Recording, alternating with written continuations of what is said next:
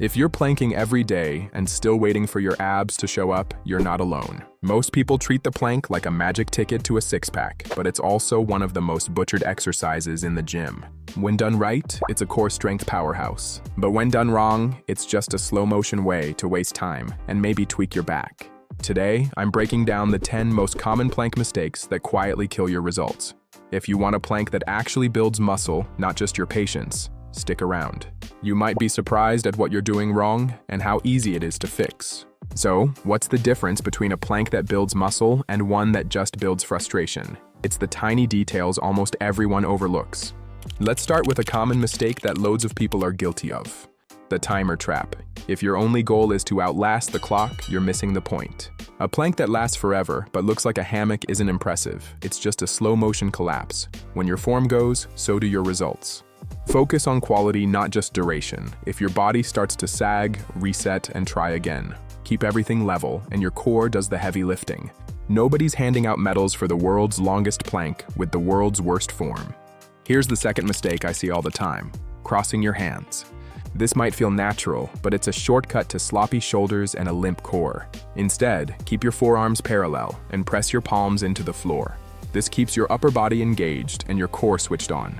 If you want to nap, use a pillow, not your hands. Next, let's talk about your head, because it's probably not where it should be. Mistake number 3, the skyward stare. Looking up during a plank is a fast track to neck pain and a crooked spine. Your head should be in line with your body, not craning for a better view of the ceiling. Eyes down, neck neutral, and pretend you're trying to avoid eye contact with your own reflection. Your chiropractor will thank you. Most people have no idea they're doing this next one: the passive core. If your abs are just hanging out while you plank, you're missing the whole point.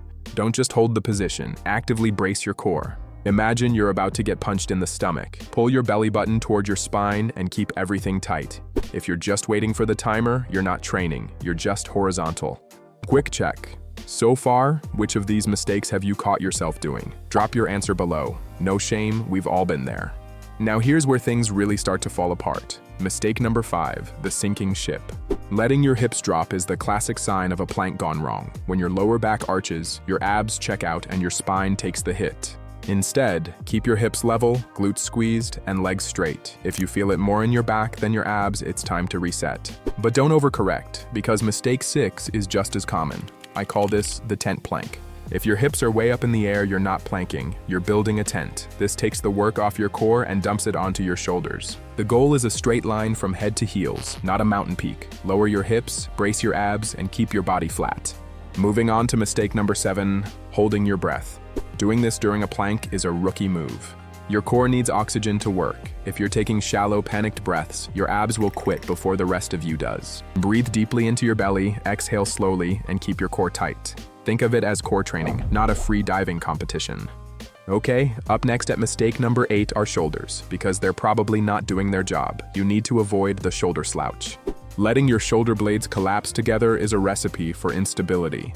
Instead, push the floor away and spread your shoulder blades apart. This keeps your upper back strong and your core engaged. If your upper back is sagging, you're losing tension where it matters most. But just make sure you don't shrug your way into mistake number 9, the ear hug. If your shoulders are creeping up toward your ears, you're dumping the work onto your traps and away from your core. Keep your shoulders down and away from your ears, pressing the floor away with strong, active arms. You want to look powerful, not like you're bracing for a cold shower. And finally, let's talk about your legs, because yes, they matter too. Mistake number 10, the bent knee bailout. If your knees are bent, you're doing a plank light. The moment your legs slack, your core and shoulders start slacking too. Keep your legs straight, quads tight, and feet close together.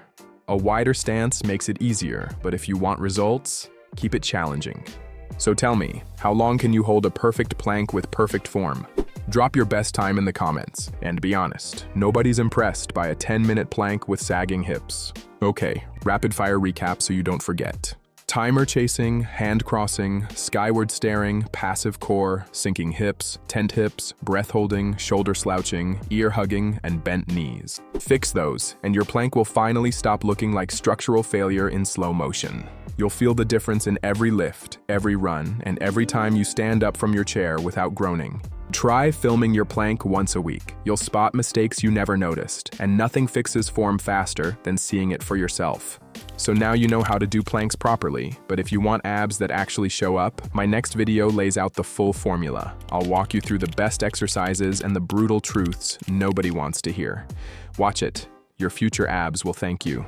If this made your planks less tragic, hit like and subscribe, then confess your worst plank mistake in the comments. I read all of them. Partly for feedback, but mostly to monitor how many of you are planking like collapsing patio furniture. See you in the next one.